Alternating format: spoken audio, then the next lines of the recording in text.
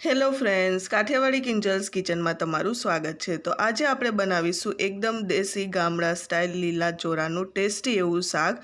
તો વિડીયોને છેલ્લે સુધી જોવાનું ના ભૂલશો। વિડીયો ગમે તો લાઇક, શેર અને ચેનલને સબસ્ક્રાઈબ જરૂરથી કરજો। ખૂબ જ ઓછા મસાલાથી અને ખૂબ જ ઓછી મહેનતથી એકદમ જલ્દીથી આ શાક બની જાય છે અને ખાવામાં એટલું જ ટેસ્ટી લાગે છે।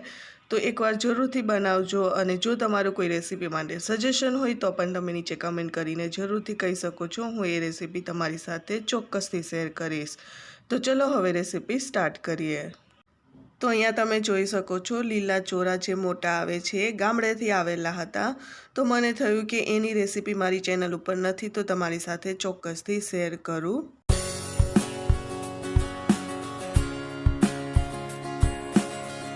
તો અહીંયા ચોળાને ફોલી લીધા છે। હવે આપણે એનો વઘાર કરીશું।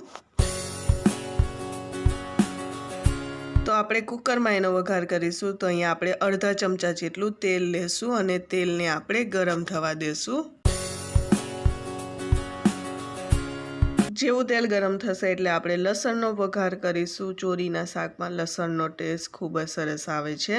લસણને આપણે અહીંયા બ્રાઉન રંગનું થવા દેશું। જેવું લસણ બ્રાઉન રંગનું થવા લાગે એટલે આપણે અહીંયા અડધી ચમચી જેટલું જીરું ઉમેરીશું અને જીરુંને પણ સારી રીતે તેલમાં પકાવીશું। હવે આપણે અહીંયા અડધી ચમચી જેટલી હળદર ઉમેરીશું। હળદર ઉમેર્યા પછી આપણે 1/4 ટીસ્પૂન જેટલી અહીંયા હિંગ ઉમેરીશું। હિંગ અને હળદર ઉમેર્યા પછી આપણે ડાયરેક્ટ ચોળાનો વઘાર કરી દઈશું।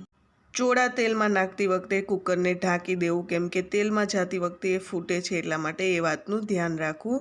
હવે આપણે સરખી રીતે મિક્સ કરી લેશું।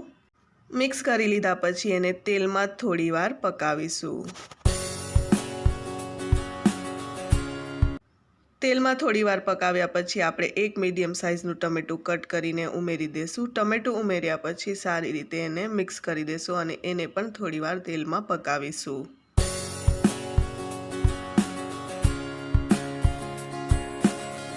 અહીંયા હવે આપણે સ્વાદ અનુસાર મીઠું ઉમેરીશું। મીઠું ઉમેર્યા પછી આપણે અડધી ચમચી જેટલું ધાણા જીરું પાવડર ઉમેરીશું। એનાથી શાકનો ટેસ્ટ ખૂબ જ વધી જાય છે। એના સિવાય બીજા કોઈ મસાલાની જરૂર નથી પડતી। તો એકવાર આ રીતે જરૂરથી બનાવજો। તો અહીંયા સરખી રીતે મિક્સ કરી દીધા પછી આપણે અહીંયા 1.5 ચમચી જેટલી લસણવાળી ચટણી ઉમેરીશું। લસણવાળી ચટણીથી શાકનો ટેસ્ટ ખૂબ જ સરસ આવે છે અને એની રેસીપી જોઈતી હોય તો તમને નીચે ડિસ્ક્રિપ્શન બોક્સમાં મળી જશે। લસણવાળી ચટણી ઉમેર્યા પછી સરખી રીતે મિક્સ કરી દેશું। લસણવાળી ચટણી તમે તમારા ટેસ્ટ મુજબ ઓછી વધતી કરી શકો છો જેટલું તીખું ખાતા હોય એ હિસાબથી।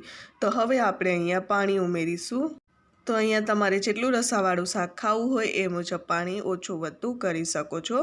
પાણી ઉમેર્યા પછી આપણે એકવાર એને મિક્સ કરી દેશું। તો અહીંયા 4 સીટી વાગે ત્યાં સુધી શાકને રહેવા દેશું। 4 સીટી થયા પછી આપણે એકવાર ચેક કરી લેશું। તો અહીંયા 4 સીટી વાગ્યા પછી આપણે જોઈએ તો શાક સરસ રીતે બનીને તૈયાર થઈ ગયું છે। તો હવે આપણે અહીંયા ગાર્નિશિંગ માટે કોથમરી ઉમેરીશું। કોથમરી ઉમેર્યા પછી એકવાર મિક્સ કરી દેશું। છે ને એકદમ સરળ રેસીપી ખૂબ જ આસાનીથી બની જાય છે અને ઓછા મસાલાથી ખૂબ જ સરસ એનો ટેસ્ટ આવે છે। તો અહીંયા તૈયાર છે ખૂબ જ ટેસ્ટી એવું લીલા ચોળાનું શાક। છે ને એકદમ સરળ રેસીપી। આ રીતે બનાવશો તો ગામડા જેવો ટેસ્ટ આવે છે શાકનો અને ખાવામાં પણ ખૂબ જ મજા આવે છે। બાજરાના રોટલા સાથે તો ખૂબ જ ભાવે છે। રોટલી સાથે પણ ખાઈ શકો છો પણ બાજરાના રોટલા સાથે એનો ટેસ્ટ ખૂબ જ સરસ લાગે છે। તો કેવી લાગી તમને મારી આજની રેસીપી? વિડીયો ગમે હોય તો લાઇક, શેર અને ચેનલને સબસ્ક્રાઈબ જરૂરથી કરજો અને બાજુમાં આપેલા બેલ આઇકનને પણ જરૂરથી હિટ કરજો જેનાથી તમને ટાઈમસર નોટિફિકેશન એની મળતી રહે। તો મળીએ નેક્સ્ટ વિડીયોમાં આવી જ કોઈ નવી રેસીપી સાથે। ત્યાં સુધી બાય।